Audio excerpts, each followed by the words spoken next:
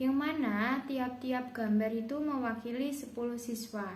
Nah, jika penyajian data yang lain, tentu kalian bisa menggunakan gambar-gambar yang lebih menarik seperti gambar pohon, gambar mobil, dan yang lainnya.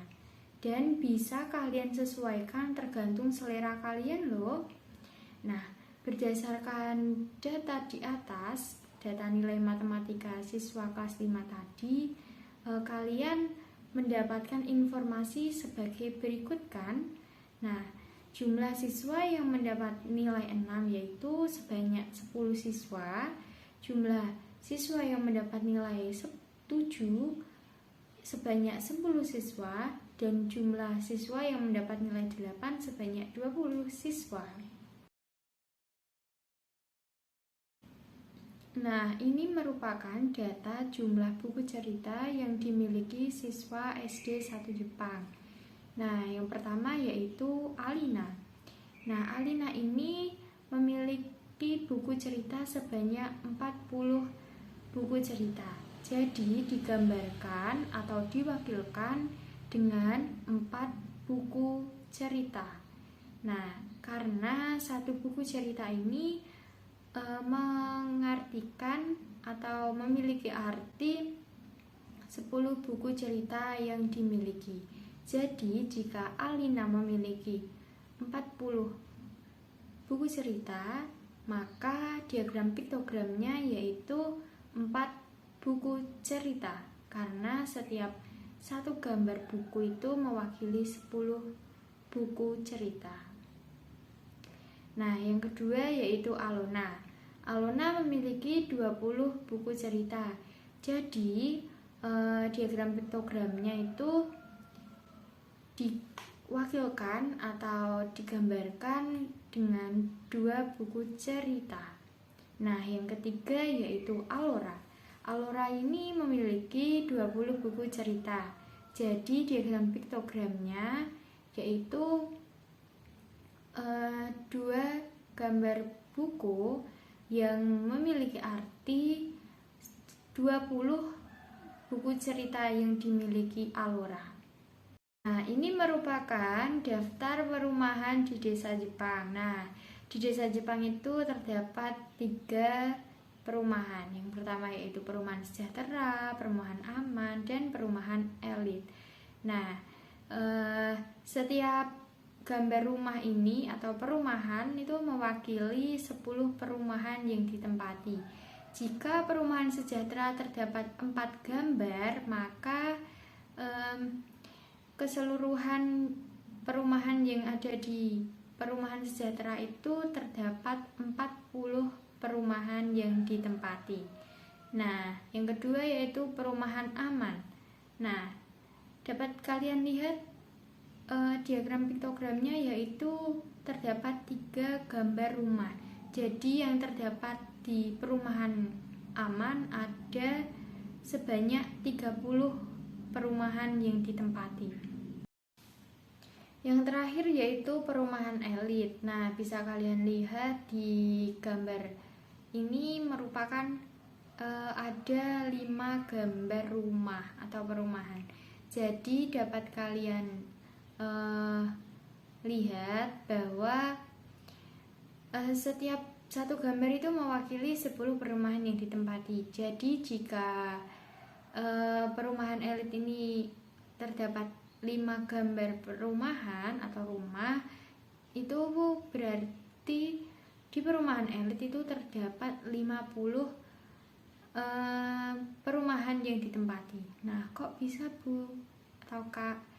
Karena setiap gambar itu kan mewakili 10 rumah yang ditempati. Jadi jika gambar diagram piktogramnya itu terdapat 5 rumah, jadi 5 rumah tersebut dikali keterangan 10 perumahan yang ditempati. Jadi 5 dikali 10 yaitu 50. Dan di perumahan elit itu terdapat 50 perumahan yang ditempati.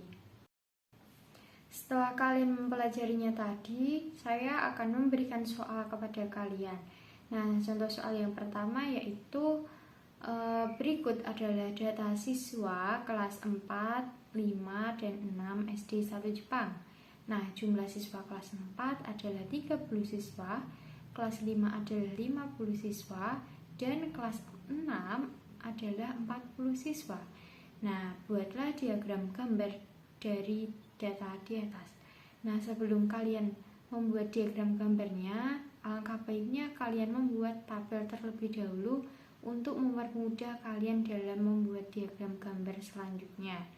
Nah, contohnya seperti tabel yang ada di belakang saya ini.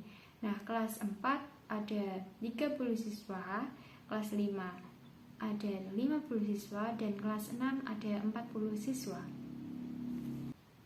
Nah, ini merupakan tabel data siswa kelas 4, 5, dan 6 di SD 1 Jepang. Nah, sebelum kalian mengubahnya ke dalam bentuk diagram gambar, kita lihat dulu tabelnya yang di atas. Nah, kelas 4 ada 30 siswa. Nah, untuk memasukkannya ke dalam diagram gambar, kita lihat keterangannya. Nah, keterangannya itu satu gambar siswa mewakili 10 siswa setiap kelas. Jadi, jika kelas 4 ada 30 siswa, maka yang kita masukkan gambar siswanya itu ada 3 gambar. Nah, kelas 5 ada 50 siswa, sedangkan keterangan satu gambarnya itu mewakili 10 siswa setiap kelas. Jika kelas 5 terdapat 50 siswa, maka gambar yang kita gambarkan di dalam tabel yaitu ada 5 gambar siswa yang kita gambarkan. Nah, untuk kelas 6 adalah 40 siswa. Maka kita lihat keterangannya dulu. Satu gambar siswa mewakili 10 siswa setiap kelasnya. Jadi kita menggambarkannya itu ada 4 gambar siswa yang mewakili kelas 6 tersebut ada sebanyak 40 siswa. Nah, penyajian data menggunakan diagram piktogram itu memiliki kelemahan loh teman-teman. Semisal jumlah siswa yang mendapatkan nilai 6 itu berjumlah 15, sedangkan satu gambar orang itu mewakili 10 siswa. Maka jika siswa yang mendapatkan nilai 6 berjumlah 15 siswa, maka ada satu gambar orang yang utuh dan setengah gambar orang untuk mewakili 5 siswa. Namun akan sulit lagi jika menggambarkan dengan jumlah siswa yang hanya 1/4 dari jumlah yang bisa diwakilkan dengan gambar tersebut. Oleh karena itu, penyajian data dalam bentuk diagram gambar agak jarang digunakan. Nah, agar kalian lebih memahaminya dan dapat mengetes seberapa paham mengenai materi diagram piktogram ini, saya akan memberikan kalian latihan soal.